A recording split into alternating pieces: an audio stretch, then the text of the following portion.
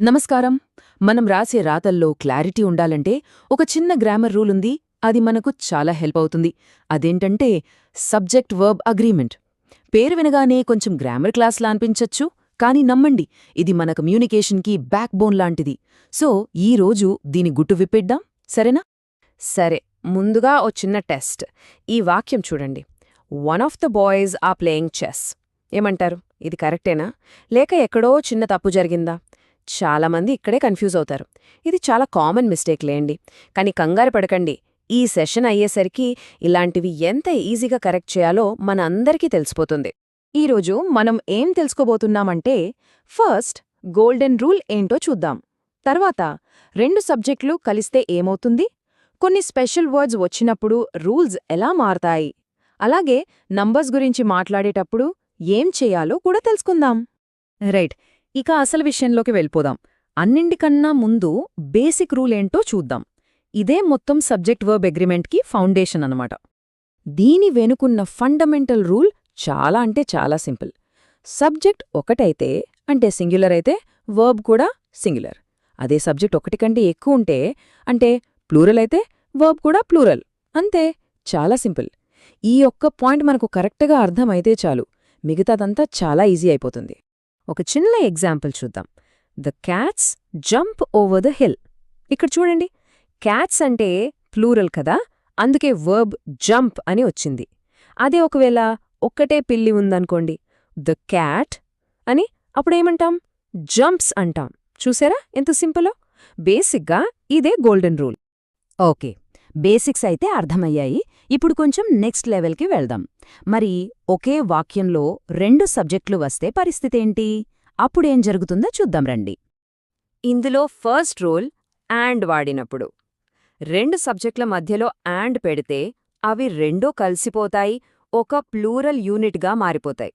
So సింపుల్గా verb కూడా plural అయిపోతుంది. ఉదాహరణకు, you and Amit are late today. ఇక్కడ యు ఒక సబ్జెక్ట్, అమిత్ ఇంకో సబ్జెక్ట్. రెండిట్నీ తో కలిపాం. అందుకే ఇజ్ అనకుండా ప్లూరల్ అయిన ఆర్ వాడాం. సింపుల్ కదా? సరే, అండ్ సంగతి ఓకే. మరి ఆర్ నార్ వస్తే? ఇక్కడ రూల్ కొంచెం ట్రిక్కీగా, ఇంట్రెస్టింగ్గా ఉంటుంది. దీన్ని రూల్ ఆఫ్ ప్రాక్సిమిటీ అంటారు. అంటే వర్బ్ దానికి దగ్గరగా ఎవరుంటే వాళ్ల మాట వింటుందన్నమాట. ఫస్ట్ ఎగ్జాంపుల్ చూడండి. Neither Ram Nar Rohan is coming today. ఇక్కడ వర్బ్ ఈజ్కి దగ్గరగా ఉన్నది రోహన్, అది సింగులర్, కాబట్టి ఈజ్ వచ్చింది. ఇప్పుడు రెండోది చూడండి. Neither you nor they are present. ఇక్కడ వర్బ్ ఆర్కి దగ్గరగా ఎవరున్నారు? దే, అది ప్లూరల్, అందుకే ఆర్ వాడాం. సో సింపుల్గా గుర్తుపెట్టుకోవాల్సిందేంటంటే వర్బ్కి దగ్గరగా ఉన్న సబ్జెక్ట్ని ఫాలో అవ్వాలి. ఓకే, ఇప్పటివరకు బాగానే ఉంది. ఇప్పుడు చాలామంది తప్పులు చేసే ఒక ట్రిక్ ఏరియా గురించి మాట్లాడుకుందాం. ఈ పదాల గురించి ఏమంటారు? Everybody, somebody, anyone, neither. ఇవి వినగానే చాలామంది అనిపిస్తుంది కదా, ఎవ్రీబడీ అంటే అందరూ అని. మరి దీనికి ప్లూరల్ వర్బ్ వాడాలా, లేక సింగ్యులర్ వర్బ్ వాడాలా? ఏమంటారు? ఇక్కడే ఉంది అసలు ట్విస్ట్. ఈ పదాలన్నీ అంటే సంబడీ, ఎవ్రీబడీ, ఎనీబడీ, నోబడీ, ఇలా బాడీ అని గాని, వన్ అని గాని వచ్చేవి. అలాగే ఈచ్, నీదర్, ఐదర్, ఇవన్నీ ఎప్పుడూ సింగులరే. అవును, వినడానికి ప్లూరల్లా అనిపించినా గ్రామర్ ప్రకారం ఇవి సింగులర్. ఎందుకంటే అవి ఒక గ్రూప్లోని ప్రతి ఒక్కర్ని విడివిడిగా చూపిస్తాయి. కాబట్టి వీటి తర్వాత వచ్చే వర్బ్ ఎప్పుడూ సింగులర్లోనే ఉండాలి. ఇది చాలా ఇంపార్టెంట్ ట్రిక్, గుర్తుపెట్టుకోండి. సరే, ఇంకో ఇంట్రెస్టింగ్ టాపిక్లోకి వెళ్దాం. కొన్ని నౌన్స్ ఉంటాయి, అవి చూడ్డానికి ప్లూరల్లా కనిపిస్తూ మనల్ని కన్ఫ్యూజ్ చేస్తాయి, కానీ నిజానికవి సింగులర్. వీటిని ప్లూరల్స్ ఇన్ డిస్గైజ్ అనొచ్చు. చాలా కామన్ మిస్టేక్స్ ఇక్కడే జరుగుతాయి. అదేంటంటే కొన్ని పదాల చివర స్ ఉండడంతో మనం వెంటనే అవి ప్లూరల్ అనుకుంటాం, కానీ వాటి అసలు మీనింగ్ సింగులర్ అన్నమాట. ఇక్కడే చాలాసార్లు కన్ఫ్యూజన్ వస్తుంది. ఉదాహరణకు ఈ వాక్యం చూడండి. Economics is an easy subject. Economics చివర ఎస్ ఉంది కదా అని ఆర్ వాడకూడదు, ఎందుకంటే అది ఒకే సబ్జెక్ట్ పేరు, అందుకే ఈజ్ వాడాలి. ఇలాగే మ్యాథమెటిక్స్, పొలిటిక్స్, న్యూస్, ఇవన్నీ కూడా ఎప్పుడూ సింగ్యులరే. The news is at 9 PM అంటాం, ద న్యూస్ ఆర్ అని అనకూడదు. దీనికి పూర్తి ఆపోజిట్లో కొన్ని నౌన్స్ ఉన్నాయి. అవి ఎప్పుడూ ప్లూరలే. ఎందుకంటే అవి ఎప్పుడూ జంటగా ఉంటాయి. అంటే 2 భాగాలు కలిస్తేనే ఒక వస్తువు అవుతుంది. For example scissors, trousers, sunglasses. వీటన్నిటికీ 2 పార్ట్స్ ఉంటాయి కదా, అందుకే వాటిని ఎప్పుడూ ప్లూరల్గానే చూడాలి. మై సిజర్స్ ఆర్ షార్ప్ అని అంటాం, మై సిజర్ ఇజ్ అని అనలేం. రైట్. ఇక చివరిగా నంబర్స్కి సంబంధించిన ఒక స్పెషల్ రూల్ చూద్దాం. ఇది చాలా మందిని కన్ఫ్యూజ్ చేస్తుంది.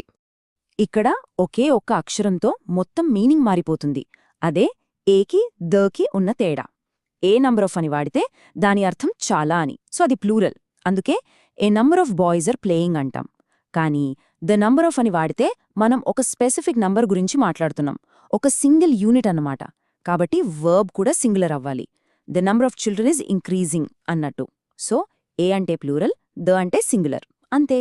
ఏ వాడితే ఏంటి, ద వాడితే ఏంటి అనేది కరెక్ట్ వర్బ్ సెలెక్ట్ చేసుకోవడంలో చాలా కీలకం. కాబట్టి ఏ నంబర్కి ద నంబర్కి మధ్య ఉన్న ఈ చిన్న తేడాన్ని ఖచ్చితంగా గుర్తుపెట్టుకోవాలి.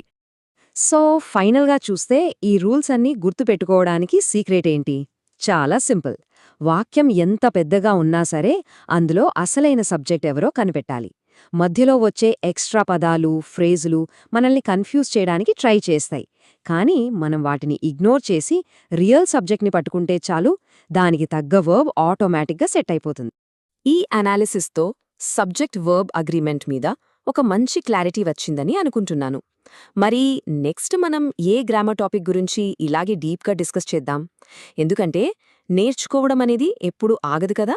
సో నెక్స్ట్ ఏ టాపిక్ కావాలో ఆలోచించండి.